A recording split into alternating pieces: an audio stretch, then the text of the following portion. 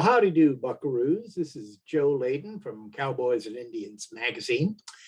And seeing as we're nearing the 10th anniversary of the classic TV Western Hell on Wheels, which premiered November 6th, 2011, I thought it'd be a good time to catch up with actor Phil Burke, who played the crafty Irishman and saloon keeper, Mickey McGinnes. Now, I better warn you at the outset, some of the language here gets a little salty, but I think you'll enjoy what we both have to say about Hell on Wheels. Let me ask you this. Yes, sir. When you started out as Mickey, you and your brothers seemed to be, entrepreneurial immigrants, maybe a little shadiness in your background, but, nothing too shady. At what point did the writers come to you, or did you figure out that, oh no, there are some pretty serious skeletons in the closet of these guys? Well, I think, to be honest, at the first, when the Gatons were there,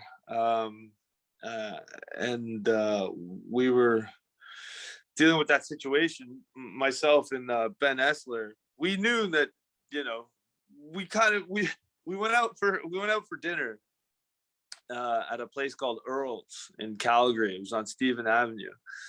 And this was during the pilot, while we were filming the pilot. We're brothers, obviously, so we want to get to know each other and to figure out where we lied as people, let alone where we were going to be able to act as storytellers.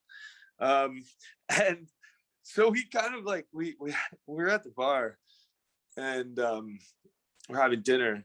And kind of we both went to each other. We're like, so only one of us is going to survive, right? And we knew it straight off the bat. I mean, it's Cain and Abel, really, truly, unless, and we said this to each other. We were like, unless the writers think that we're going to be some kind of, brothers going through, like, like if we were the Corleones or something like that, like kind of doing that thing. I mean, I think they definitely took a bit of the Godfather as far as Mickey's story is concerned, but as far as the brothers are, we kind of said to each other, like, one of us is going to die, and we kind of knew it straight off the bat. We didn't know how it was going to unfold, and it was surprising, I think, to both of us the way that it did. But there was definitely unless something was trending in a very unlikely, which could have been, would have taken the story in a whole different direction. But we both sort of looked at the percentages and, looked where we were on the depth chart and figured one of us is definitely going to go at some point. Mm-hmm, mm-hmm. But the idea that, enough time has passed, we can talk about this. I assume that there were dead women in your background. Well, okay.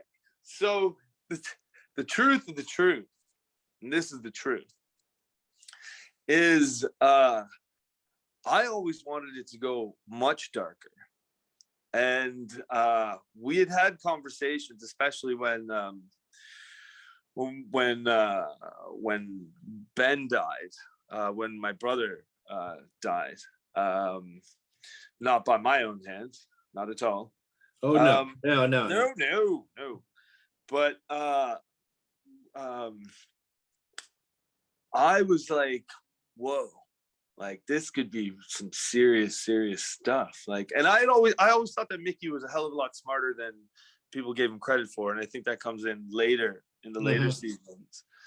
But especially when it was with his brother, there's a role to be played. But what if there was like, just absolute con artist, like this guy's absolutely got everything by the balls. Now it didn't go that way, but this is just your own selfish actor mind going like, ooh, if I could create my own story, what about this one? And then the powers that be with much smarter intellect than I may have were definitely like, no, you're a fool, and this is what we're doing. But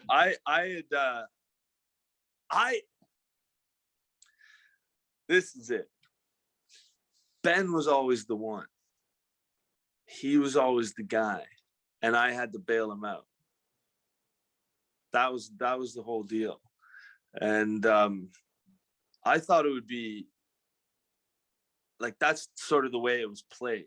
As in, Ben was the one who got into trouble, as you can see with the way that he acted with Ruth, and that whole storyline. I was the guy who was playing him out. I really wanted me to be this cold-blooded, just this, almost a survivalist killer in a way. Like, I'll just do whatever I can, which start with the beginning of the storyline with Ben and myself. That was like survivalist. This is where we're going. This is what we're doing. So I thought it would be interesting if Mickey actually did kill those gals. And I, to this day, do not believe Mickey killed those women. It was all about him protecting his brother, and he was saving his brother. That was the whole deal. And that's the way that storyline went for me. Would it have been my first choice? Hell no. I really wanted to be some cold-blooded killer. Well, there was always that ambiguity that, well, Ben probably did all of these terrible things. It's possible. It's possible. It's possible. But did they? Joe, like, did they though?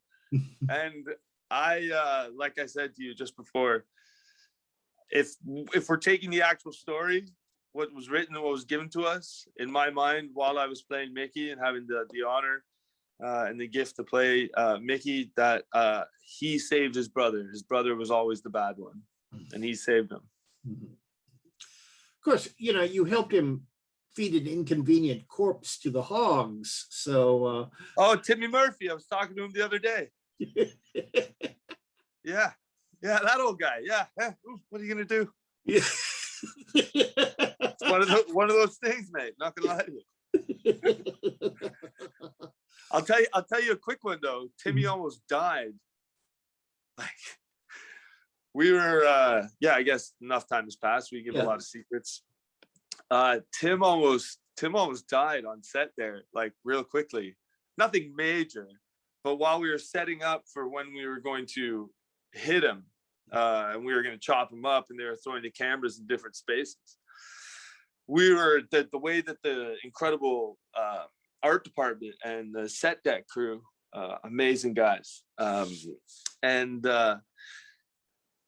when we were rehearsing, I think it was either myself or Ben. I'll put it on myself since I'm telling the story. As we're coming down with the knife, or one of us had an axe, we hit one of the hooks that you're used to hang up that are used to hang up the pigs that were there. Mm-hmm. We hit one of them, and poor Timmy Murphy was on the ground, and it bounced right here, and bounced right here. Oh God! And these are heavy hooks, man. Oh, like, yeah. These are big deals. And we're in rehearsal, and it bounces over Timmy, and like, would have taken his eye out. Like, would have taken his eye out. Definitely would have made damage to his face. And he's like, and I was like, Jesus Christ, man, you all right? And he looks back and he's like, Philip, what? I didn't know what that was. And then he looks over and he sees it. It's this big, massive hook. It's like, oh, Jesus Christ. Because he's from he's from Kerry. He's a Kerry man. And he's just like, Jesus Christ. I don't know. Oh, hold on. So we all took a breath. And it's like, oh, mercy. All right. Is everybody good? Yep. All right. Back at it again, gents. What troopers! What troopers! So funny. Anyways, over the course of the series, though, even after his brother joined the Choir Invisible, Mickey did have a certain wheeler dealer attitude to him. I mean, not every wild scheme that he came up with came to naught. Now, he probably made bad decisions hiring fellow Irishmen to do certain tasks for him, but what are you about to throw upon the Irish people? Hiring the wrong people. I believe that may or may not be prejudicial and racist. Hey, my father's from County Sligo, Ireland, so you know. There you go. Good man yourself. Yeah, there you go. But I mean the rabbit people, shall we say? You know, they were maybe you should have vetted them a little bit more carefully. I believe in a hindsight aspect, you're most certainly correct. As I am here, Mickey McGinnes, running my own detective shop in San Francisco, McGinnis and Co. Yeah, most certainly.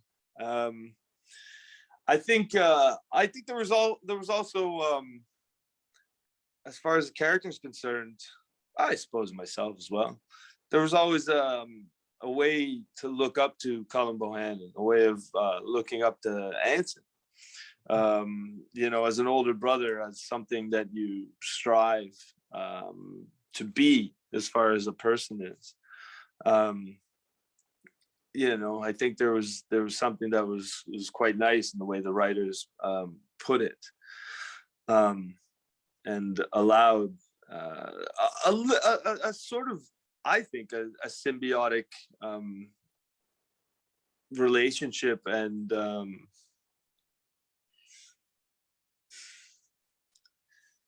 arc when it comes to Mickey and Cullen. You know, they were both surviving. They were both doing things they didn't know they needed to do, didn't know they had to do, didn't know necessarily how to make the right choices, but made the choices they needed to at that time, which I think is definitely allegorical as far as the Wild West was, or what, you know, you and I can imagine it was, and what, you know, history has taught us that it could have been.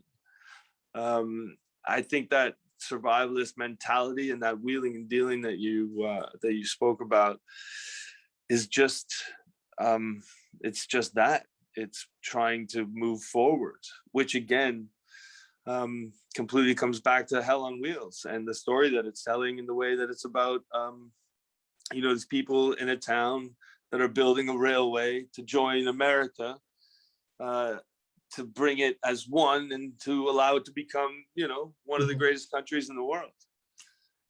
And I think that is, I think that is something that Mickey for sure had to adapt to and had to learn real quick, or else, you know, you're on the side. You're you know, if it's not a knife in your back, you're, you know, shot in the front. It's just Hell on Wheels.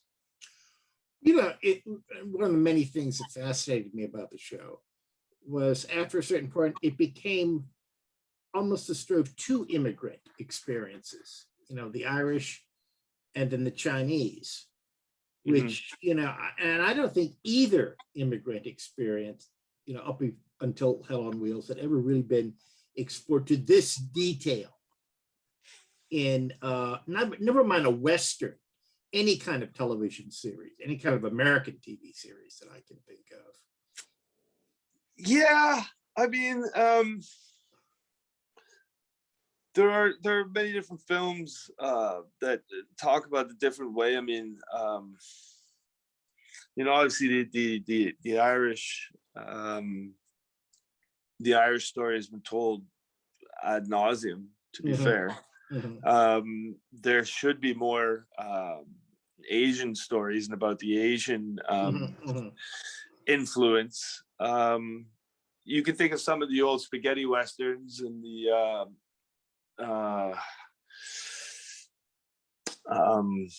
what's his name? What's the director? Sergio Leone. There you go. Thank you. Or John Ford, who even before. Well, Ford did as well. But like they always had a dabble. There was always, like, you know, one sort of, you know, an Asian. Even when we were looking at Deadwood, Deadwood, you know, we had the Korean the washer dryer guy, who was wonderful. There needs to be more stories about that Asian experience here. There was a show I watched recently. It was about a bunch of actors. What's his name? Jared Harris was in it, and they were on a ship, and they were trying to find the passage across the North Passage. What was the show? Anyhow, the second season depicted. And the Terror. The Terror. Thank you. Yes, the Terror. And the second season depicted Asians in internment camp, during World War II, which I thought nobody's told that story before. I really enjoyed the fact that that our writers and producers allowed that story to be told. I think there's a lot to be said as well about the indigenous peoples and what they were going through while these people are, you know, they're crossing across their land. Now, we've heard this story in different senses before, but specifically with the railroad, I think that would be quite interesting. I think, you know, when Wes Studi was involved, and incredible actor, what a great man, really enjoyed hanging out with him and working with him. But, you know, they didn't delve deep enough into that story, I think, with our script. But again, that's a different story. It wasn't the stories that we're focusing on. And unfortunately, you know, according to AMC, there's only 42 and a half minutes we're allowed to broadcast the stories. So things get cut down. What do you think were some of the more difficult episodes for you? I mean, what were some of the shows where you look at the script the night before and go, oh, we're doing that tomorrow. I guess I can't call in sick. You know. That's yeah. Well, you never want to go calling in sick. No.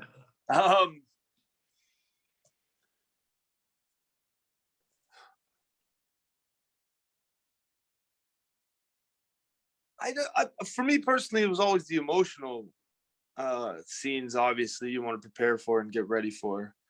You know, the relationship that Robin and Eva and I had. That was there were some scenes that we had to do there. The scene with Ben and Sean, yeah, burying the brother.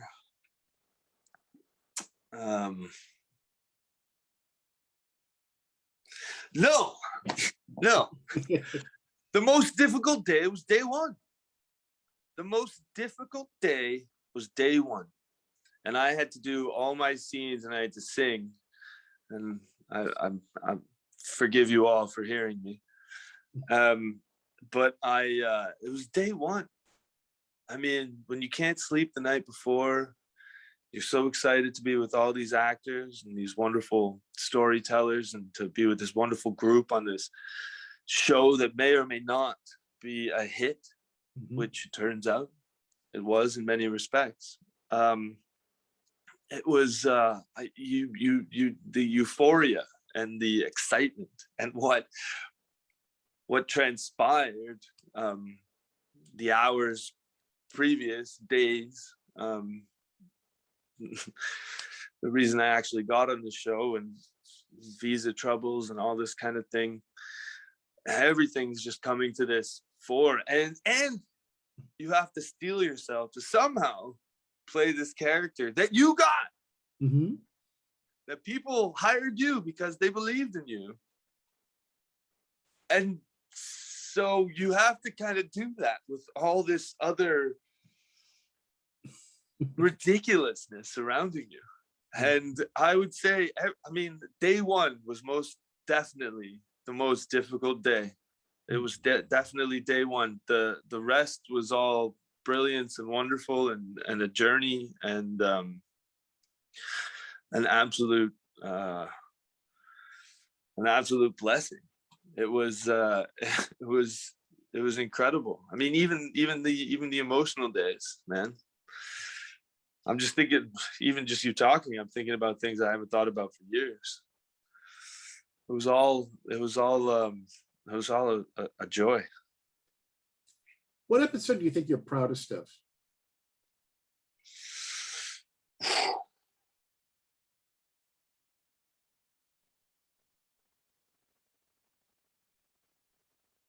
I don't watch them. I've never watched them. So I don't know. I'm going back strictly on memory. I mean, I've seen clips and snippets and things that I have to, fire up for the reel, but for the most part, I haven't seen the show. I just know more from what other people tell me. Do you not like watching yourself on screen? Or? No, not really, especially when it comes to dramatics. The more serious stuff, because things get cut, they get chewed, and that take was used when you thought it was that take, and it's just, look, it's all part and parcel. Buy the ticket, take the ride. I'm not bitter about it or anything like that. It's just, it is what it is. Everybody's going to have their opinions on the way you make your pancakes. Mm-hmm, mm-hmm. You know what I mean? But yeah, no, unless it's a comedy. Comedies I definitely watch. Mm-hmm. Mm-hmm. The comedies I've done, or if I know I've done a scene which I want like the joke to land, I definitely will watch that, because I want to know how I, regurgitated it from my mind. And if it lands, it lands. That sounds really obtuse and actory. I apologize. No. But yeah, no, I think what am I most proud of? I really loved riding the horses. Anything I had to do with the horse, and once I got really comfortable with the horse, or comfortable as they allowed me to be, or worked with me, Brent Woolsey, our stunt coordinator, and all the horse wranglers there, they were brilliant, and they allowed me to go on horses. And sometimes I'd be like, hey guys, I've got 2 hours, any chance we could jump on? Mm-hmm. And they'd be like, all right, Burke, we're not allowed to do this, but yeah, jump on. So, and then we go for a ride in the mountains. I mean, it's just unbelievable. I really enjoyed being in the fight scene. When Anson was with Rashid, with Common, Mm-hmm. that was a lot of fun. And I expended a lot of energy on just being a background guy. Like, I wasn't even in the scene, and I remember like I was getting up the crowd and was like, let's go, there it is. Like, you don't see this on camera, but before the scenes I was like, come on, there we go, ladies and gentlemen, Colin Bohan, Eli Ferguson, that's what we're doing. And I was getting everybody going, and the boys have been working out so hard, and that was a lot of fun. So that was really great. I loved when John Scarf, one of my best buds who played Sydney, when he beat the shit out of me. I think I did some good work there. I think I broke some people out of jail. I think I may have gotten the shit kicked out of me, and then, survived to tell. So that would be number one. Obviously, the fight. Oh, when I killed your man, and the other guy who was antagonizing me, and when I killed him, that was a great fight. And me and your man, we had I forget his name at the moment, but we had a great fight. And so after we're having this fight, he was gung-ho, and everything was, and we were getting jazzed up, and it was a big thing, and it was in the mud, and everybody was around, and like the whole crew, like it was two Spartans going at it. Not that we were, but goddamn right will tell you in my mind I was. And there was 2 Spartans going at it. The whole crew's around, and everybody's got to be quiet. Do the first take, it's great. Second take, better. Third take, lights out. And you know they're cutting. They've got to move the camera and everything like this. So then they've got to get my escape. Kill the man. I look up. There's my horse. Now, I hadn't been riding horses for years. And only a week prior, I started riding a horse. The pressure of just killing a man, jumping on a horse, I'll tell you, it may get to you. That's what So I tried to jump on this horse, man. So trying to jump on this horse, and they're like, all right, Phil, say hi to the horse, you put that thing down, and you come run off, and you're gonna jump on the horse, and you're gonna go. Okay, all right, kill the guy, find the horse, run to the horse, put the foot in the goddamn are these at the right height? Guys, is this the same horse? Is this the same horse? Where? This is not. This can't. Oh, we're gonna do it again? Yeah, let's probably do it again. All right, guys, let's do it again. All right, I got it this time, guys. No problem. That is the right horse, right? All right, cool. And they're at the right size? Yeah. Cool. 6 feet. Cool. Good. So yeah, the first time I busted out, I didn't at all. And I was just standing there by a horse going, what the hell do you think you're doing? If you ever get a chance, and I teach film studies courses at the University of Houston here, look at the 1903 Great Train Robbery. There's a scene where the bandits are, running, from the train, and they're going down the hill, and they're going to get on their horses. And I swear, if you look closely, there's one guy who just can't get on the damn horse. I mean, you can almost see the thought balloon. For the love of God, would someone please bring me a stepladder? And he finally gets on, but it's like, he's probably not maybe one of the first people in movie history to have told a casting director, oh yes, I know how to ride a horse. Oh yeah, no, everybody does. It's great. I was doing this other show, Good Lord Bird, a year and a bit ago, and I've got this scene, and I'm like, yeah, screw you, you're an idiot, whatever. Talking to Bob Dylan's guitarist, Charlie Sexton, great guy. I'm like, blah blah blah blah blah blah, and this is during rehearsal. And then I had to run away in like a huff, like jump on a horse. Grrr. Swear to God, it was the same friggin' thing. And I'm pretty sure Mark Richard was behind the camera going, "You're doing it again."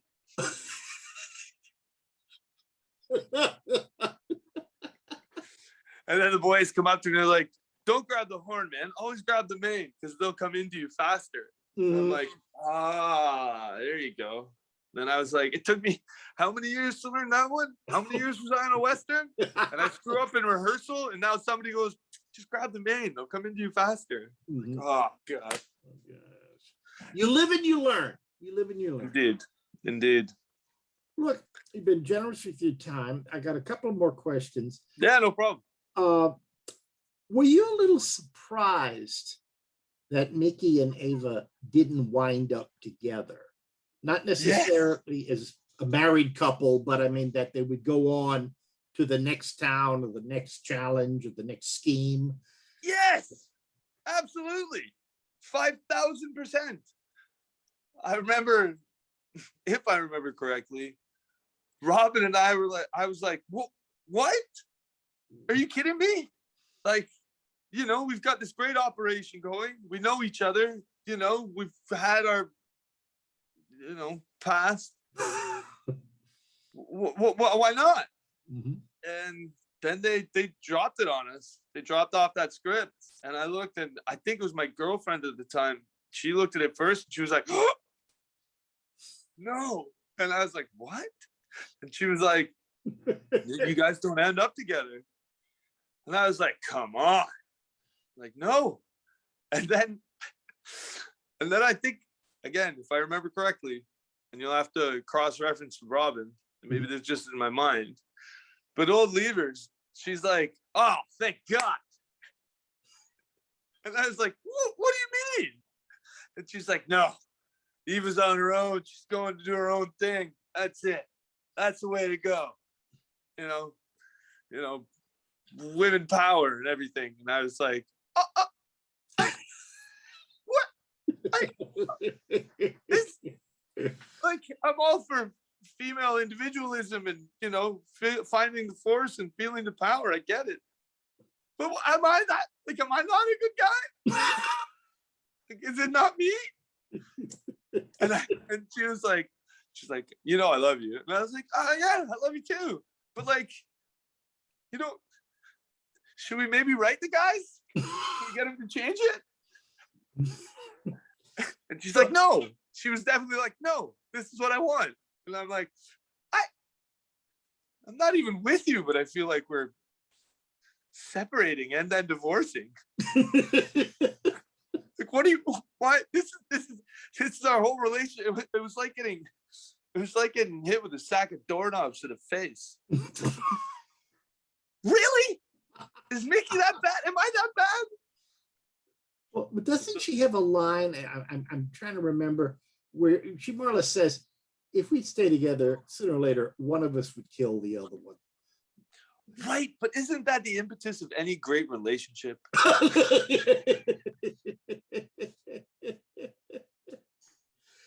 Like, need I say more? That's certainly a way of looking at it. Let's burn out, die hard. So what do you think? And I asked Anson about this. Would he be up for maybe a few years from now doing what they did with Deadwood and doing a TV movie to wrap up? And he says, no. Yeah. It ends exactly the way it should end. No. And anything we would come up with would not fulfill the expectations of people, because it's like anything else, any movie, any book, any TV show, it's yours until the first time you show it to an audience. Then it's ours. And we decide what happened to the characters afterwards. That's what Anso said? No, that's what I told him, and he completely agreed. It's like I told him that definitely seems like something Anso would say. It's like you could get 50 different fans of this show, and ask them what happened to Mickey, and you'd probably get 50 different answers, and it'd all be right. Yeah, like I personally, I hated the ending. I didn't like the ending of our show at all. Going initially to what you talked with Ansel about, and what you're saying is completely correct. Like, it is what it is. Would it be great to have these characters explored down the road? Absolutely. Would people be interested in it? I don't know. I'm still pushing for, again, Mickey PI, San Francisco, personal investigator detective right here. May do some dirty work. It's kind of like the original Ray Donovan, I think. But yeah, no. I think we should be very grateful and happy that we had our time in the sun. For whatever amount of time that was. Those were great characters that were created. It's a great show. There's definitely more life in them. Oh yes. Do people want to see it? Who knows? But I know I have my own thoughts where everybody sort of went and did what they did. Somewhere out there, Mickey's still pining for Eva, wishing she'd come back with her goddamn horse that she probably stole from me. You're not bitter or anything, are you, Mickey? No. I mean, come on, man. But no, it was yeah, it would be. I would love it. I mean, we're all very close. We all have contact with each other. It was an incredible group. You know, between Colum, Common, Anson, Heyerdahl, we texted yesterday. Jake spent time at his house when I was in LA. DWB, Tom. There's a great group of friends there. Spearsy. We all had this incredible experience. And yeah, I mean, I think you just got to leave it where it is. Probably. I mean, I really hated the ending. I thought the ending was not, I did not like it whatsoever. For your character or for the shows as a whole? I think it was just different. It was, again, going back to what you're saying, is it's ours, you know, so it being sort of my small slice, you know, who killed Anson's family? Who killed Colin's family? Is that guy still out there? Did he come back? Did he not? I mean, again, I haven't seen the show. Did I miss something? No, that was something else. Anson and I were talking about that. You know, early on, you know, I interviewed him, I think, during the first season of the show.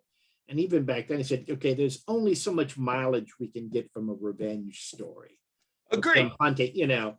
But I said, but it seems like somewhere around the second or third season, it's almost like they forgot about this. It was like, yeah, let's like pretend that didn't happen. Agreed. And I think there was a few moments where, you know, that circle could have been tied. But, you know, again, it's only my small slice. The writers did what they did. I mean, you know, I think Anson's voice in Cullen and the way that he was looking for things to occur and the way the writers wanted to occur, that's fantastic. It was great. And I think a lot of people enjoyed it. And it was an incredibly that's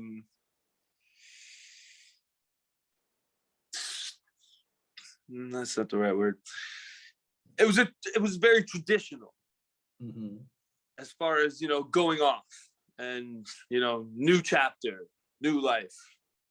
It's very, that there's something incredibly inherently Western with that.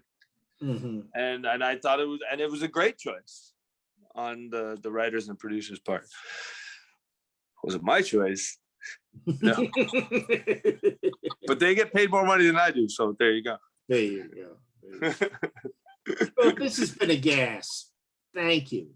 I really absolutely, Joe. Thanks so much for having me. I really appreciate it. And I gotta say this. It's funny. Wait, let me stop. This is not necessarily